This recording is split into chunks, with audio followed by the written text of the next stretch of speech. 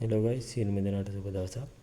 ඉතින් අද සිට යතුරුපැදි ක්‍රීඩාවට එන්න යතුරුපැදියට ආදරය දක්වන සියලුම දෙනා වෙනුවෙන් මගේ පුහුණුවීම් කටයුතු වගේම මම සහභාගී වෙන සියලුම දරාගේ සව පිළිබඳව විස්තරයක් ඕල්ගයක් ආකාරයෙන් ඔයගොල්ලන්ට ගෙනෙන්න තීරණය කරා. ඉතින් ඒ සම්බන්ධයෙන් ඔයගොල්ලන්ට තියෙන අදහස් යෝජනා චෝදනා සියලුම පල්ලෙහා කමෙන්ට් සෙක්ෂන් එකෙන් ඉදිරිපත් කරන්න කියලා මම ඉතා ආදරෙන් ඉල්ලා සිටිනවා. එසේනම් පසුගිය වසරවල වගේ මේ වසරෙත් මම භාවිතා කරන Yamaha YZ250F යතුරුපැදිය තමයි මේ තියෙන්නේ. ඉතින් මේ යතුරුපැදියේ තියෙන විශේෂත්වය නම් මේකේ ටියුනර් එකක් වෙනවා. සෑම යතුරුපැදියකටම ටියුනර් එකක් වෙනවා.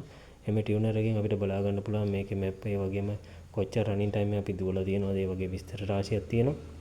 ඉතින් අපි ඉස්සෙල්ලාම කරන්න ඕන මේකේ දැන් මම භාවිතා කරපු ඔයිල් මොතුල් 300V ඔයිල් එක භාවිතා කරන්න මම කොච්චර ප්‍රමාණයක් දුවලා තියෙනවද කියලා අපි මේක කනෙක්ට් කරලා ටියුනර් එකෙන් බලමු කොච්චර ප්‍රමාණයක් පැය කීයක් දිවලා තියෙනවද කියලා. ගයිස් මෙන්න යතුරුපැදියට ඉෂුව වෙච්ච ටියුනර් එක තමයි මේක. ඉතින් අපි මේක දැන් කනෙක්ට් කරලා තියෙන බයික් එකට මෙන්න මෙතනින් තමයි කනෙක්ට් කරලා තියෙන්නේ. ඉතින් අපි දැන් මේක ඔන් කරගෙන බලමු මේකේ මොනවද තියෙන දත්ත කියන එක. මේ ආකාරයෙන් තමයි මේක ඔන් වෙන්නේ. මේකේ සෙටින් සහ මොනිටර් කියලා ඔප්ෂන් දෙකක් දීලා තියෙනවා. රයිට් අපි දැන් මේ මොනිටර් කියන එක ඔප්ෂන් එක සිලෙක්ට් කරගත්තා. මේ මොනිටර් කියන ඔප්ෂන් එකෙන් පස්සේ ඔයගොල්ලන්ට මොලම් කරලා පෙන්නන්නම්. මේකේ මෙන්න වගේ යුනිට් SD ඒ වගේම බෑක් කියලා තියෙනවා. ඉතින් අපි යන්න ඕන මෙතන SD කියන එකට.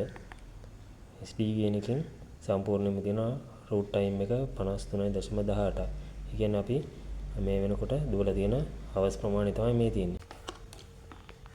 රයිට් එසකොට මම කලින් මේක ඔයිල් චේන්ජ් කරේ 46.18යි. ඒක මම නෝට් ඩවුන් කරලා තිබුණේ. එතකොට මම සාමාන්‍යයෙන් මුතුල් 300V ඔයිල් එක භාවිතා කරන්නේ පැය 5ක් තමයි. කම්පැනි රෙකමෙන්ඩේෂන් එක තියෙන්නේ පැය 5කට පස්සේ ඔයිල් චේන්ජ් කරන්න කියලා. ඉතින් දැන් මේකේ මම ප්‍රැක්ටිස් සෙෂන් එක ආරම්භ කරන්න කලින් මේක ඔයිල් චේන්ජ් කරන්න කාලය ඇවිල්ලා තියෙන්නේ. අපි බලමු මේ මුතුල් ඔයිල් එකේ වර්ග දෙකක් තියෙනවනේ දැනට ලංකාවේ. ඒ ඔයිල් වර්ග දෙක සහ මම ඔයිල් චේන්ජ් කරන ආකාරයට අපි යමු. ඉතින් ගයිස් අපිට මේ මුතුල් 300V ඔයිල් වර්ග දෙකක් ලැබිලා තියෙනවා. මේ ඔයිල් එක තමයි මේක ඔරිජිනල් යුරෝප් වලින් ගන්න බ්‍රෑන්ඩ් එකක්. එතකොට මේකේ වෙනස්කම් දෙකක් තියෙනවා. මේකේ මම නම් කරලා වෙනන රේසින් ඔබ්ලික් රෝඩ් 10W40 කියලා තියෙනවා. මේ ඔයිල් එකේ තියෙන 10W40 ඊස්ටකෝ කියලා factory racing road racing version එකක්. ඉතින් මේ දෙකේ පිටුපස ගත්තාමත් අපිට වෙනස්කම් දෙකක් පේනවා. ඉතින් මේකේ වෙන විදියට මේගොල්ලන්ගේ විස්තර ඉදිරිපත් කරලා තියෙන්නේ මේකෙත් ඒ වගේම වෙනස් විදියට. ඉතින් යුරෝප් වර්ෂන් එකේ තියෙන විශේෂත්වය තමයි ඔයගොල්ලන්ට බලා ගන්න පුළුවන් මෙන්න මේ තියෙන මේ ලේබල් එක අපිට ගලවන්න පුළුවන්. ගලවුවහම මේකේ මෙන්න මේ ආකාරයෙන් විස්තර පත්‍රිකාවක් අපිට ලබා දීලා තියෙනවා.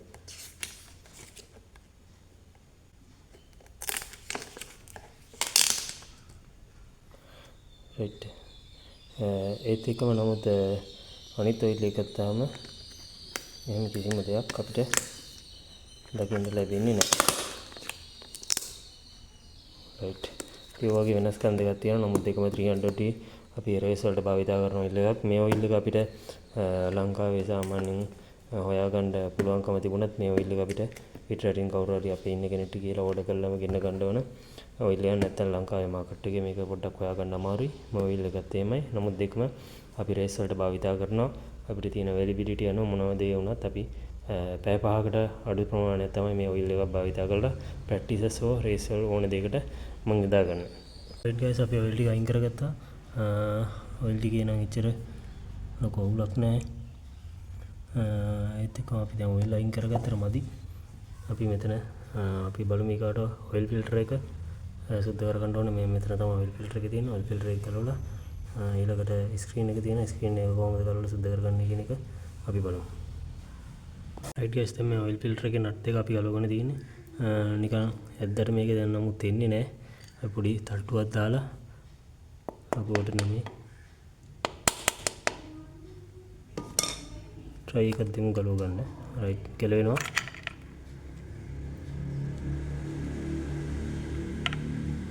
ඔයිල් ෆිල්ටර් එක ගලව ගත්තා. මේක අපේ normal තියෙන ඔයිල් ෆිල්ටර් එකක් වගේ නෙමෙයි මේක ඇවිල්ලා මේ යකඩ ඔයිල් ෆිල්ටර් එකක්. මේක අපිට නැවත සෝදලා උනා පාවිච්චි කරන්න පුළුවන්. මේ ටික ආකාරයෙන් අපි ඉවත් වෙන්න තියලා අපි ගාවට ස්ක්‍රීන් එකට ස්ක්‍රීන් එක කියලා කියන්නේ මෙන්න මෙතන තියෙන්නේ. ඔයගොල්ලන්ට පෙන්වන්න. මේ තියෙන ස්ක්‍රීන් එක මෙන්න මේ නට් එක ගලවලා මේ මෙතන ස්ක්‍රීන් එක තියෙන්නේ. ඒක ගලවලා අපි අයින් කරලා අපි සුද්ධ කරගන්න ඕන. අපි ගාවට යන් ඒ වැඩේට. හරි දැන් අපි ස්ක්‍රීන් එක ගලව ගන්න යන්නේ. ඒ නට් එක බොල් කරලා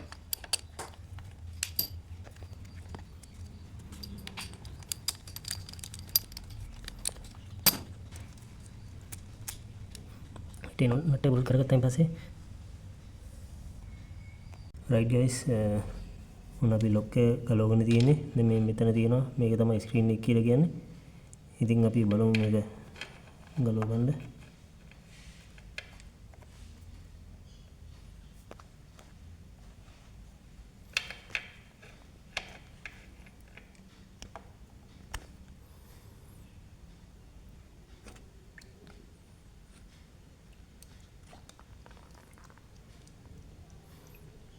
අපි ස්ක්‍රීන් එක ගලව ගත්තා. මෙන්න මේ ස්ක්‍රීන් එකත් අපි ඔයිල් මාරු කරන හැම අවස්ථාවකම මේකත් අපි සුද්ධ කරගන්න ඕනේ. මේකේ නැත්නම් ඇවිල්ලා තියෙන ඩස්ට් හරි මොනවා හරි දෙයක් තිබුණොත් මේකේ බැඳිලා තියෙනවා. ඊට සියලුම දෙනාට දැසනක් සුබ දවසක් කියලා ප්‍රාර්ථනා කරනවා.